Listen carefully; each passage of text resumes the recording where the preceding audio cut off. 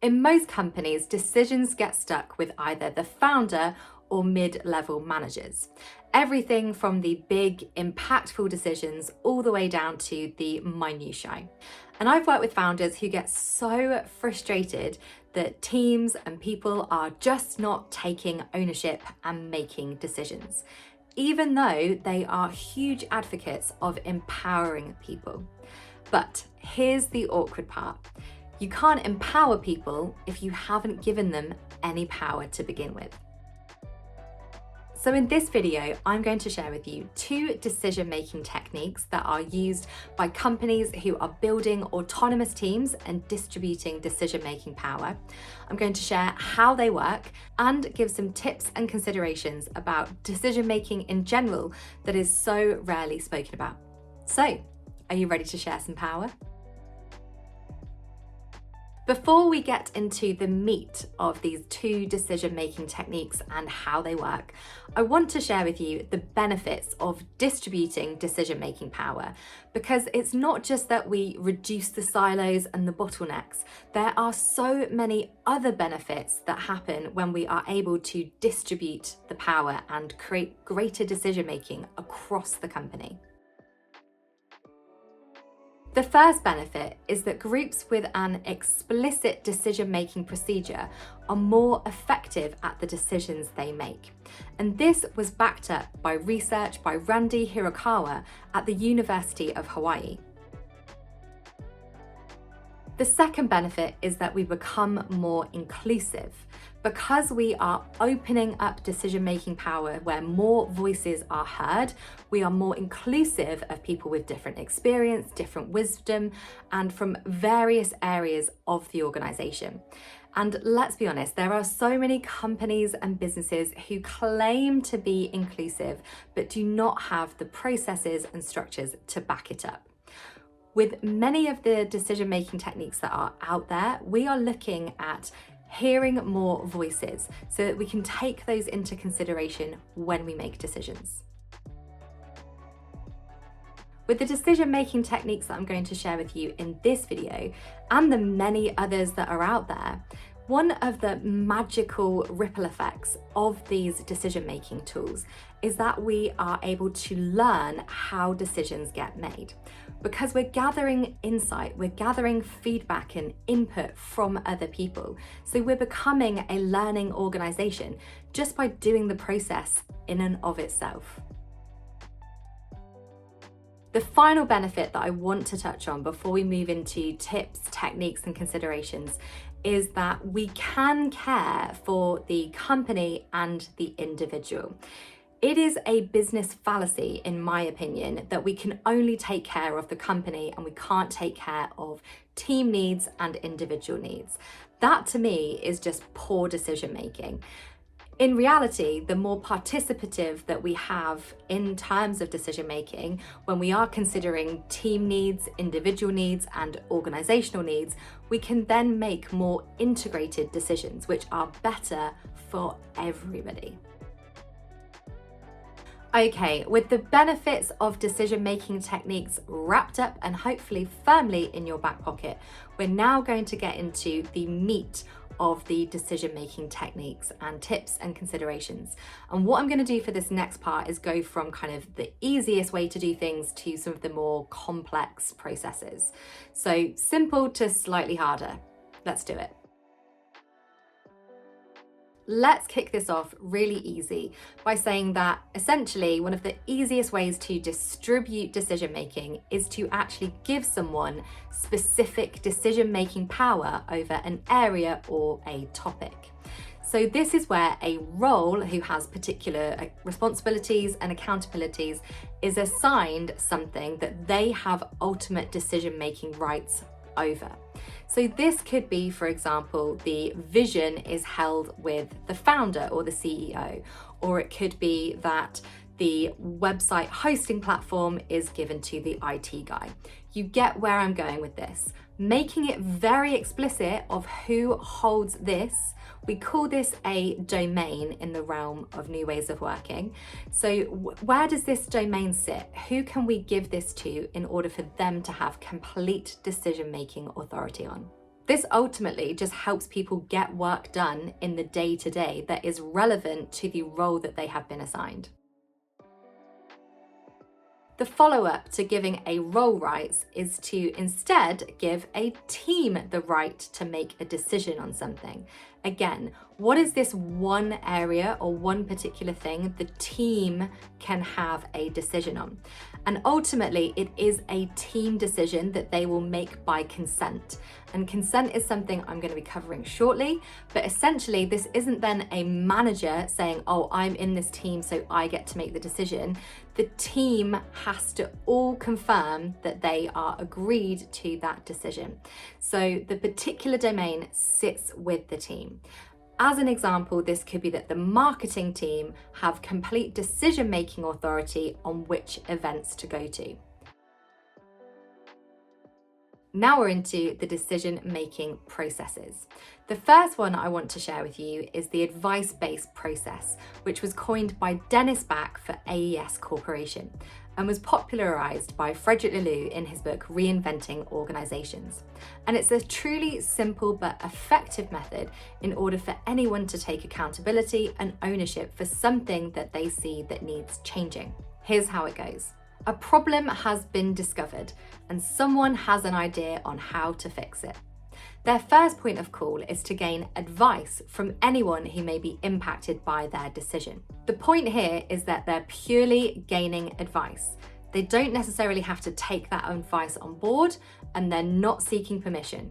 All it is going out there and getting some feedback on what their proposal is. With the advice taken on board, they make the decision and they make the change.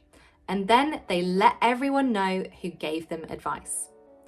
That is the advice-based process, and it's that simple. The next technique is the consent-based decision-making process. And this is familiar in Sociocracy and Holacracy. And the idea is that there is input by many, but decisions by a few. And the consent-based process sits within specifically teams who have an aim or a department that they hold some authority over. The consent-based process allows us to hear many voices, but ensure that we are making a decision where other people can contribute and participate.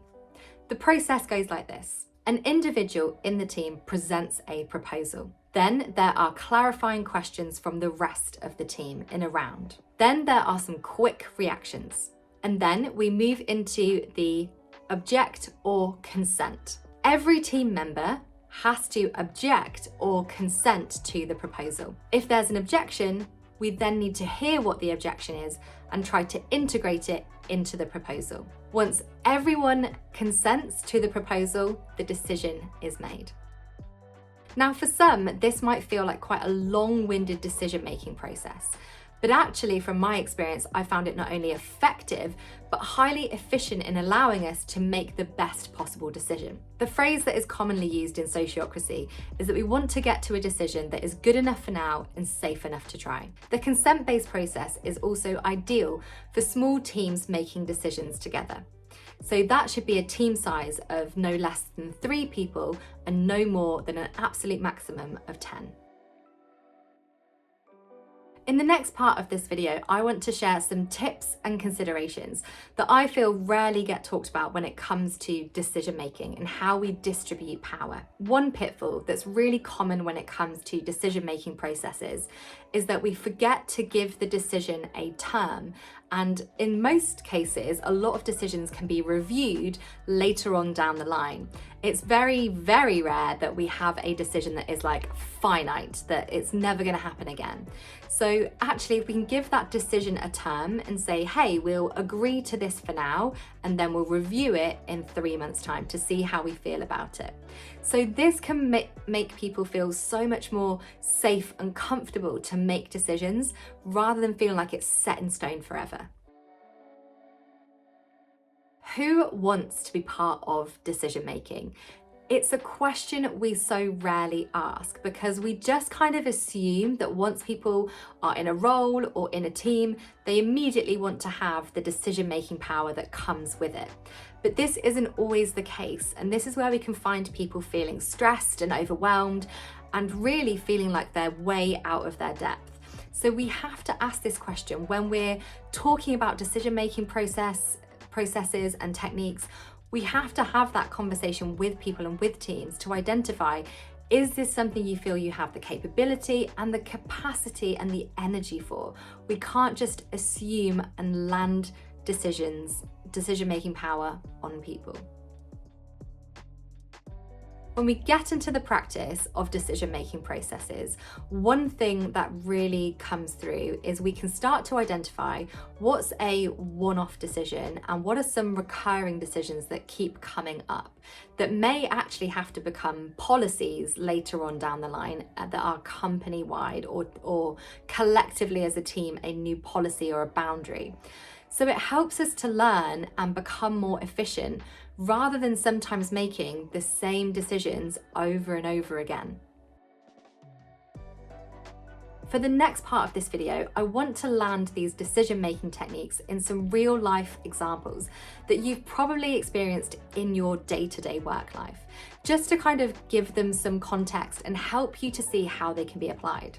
Let's begin with a really big decision of selling the company. Now, this might be completely down to the founder or the CEO. This might be their domain in terms of their role, or it might be that they're part of a circle that includes board members and it's their decision. That's where the decision as a role or the decision as a team will come in. But you could also use a combination of the advice-based process and consensus, which I haven't covered in this video for good reason.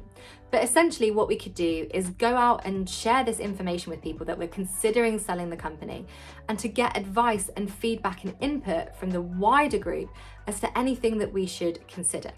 And then we can put it out to consensus if you wanted it to be a collective kind of co-owned experience. Next up, the Christmas party. Who's planning the Christmas party? What's it going to include? This is such a common one. So first of all, what I would probably do in this instance is invite people to become part of the Christmas party project team. So people can basically put themselves forward to be members of that team, to plan the Christmas party as a group of people. And what they will probably use is the consent-based process. And in terms of the gathering input from the wider organisation, they might go out there and get some input, understand people's needs, what are the dietary requirements, what are the travel requirements, gather all the intelligence and data, and then they might come up with a proposal and then as a team consent on that proposal. So then they're getting the wider input, but they're making a decision as a smaller collective. And finally, a super easy one, giving a refund to a customer. Now, this should be kind of obvious that this should sit within the role. So for example, if there's a customer service assistant, they should have the decision-making power to give the customer a refund. You might create boundaries around that, around what kind of amount of refund they're allowed to give, but essentially that is their decision-making power. But honestly, there are so many tiny decisions that I still see in so many companies going all the way up to the top and then having to come all the way back to the bottom. And it not only creates frustration in the team, but also creates frustration in the clients and the customers. And remember that there's no one size fits all when it comes to decision-making techniques. It's about experimenting and identifying what works best and iterating as you go. But ultimately, it's answering that question of how should decisions be made so that they're not all getting funneled up to the top. And distributing that power creates greater efficiency, creates more inclusivity, and makes us more effective. So I hope that's been really useful today. And if you have any more questions about decision making, don't forget to drop them in the comments below. But thank you so much for watching.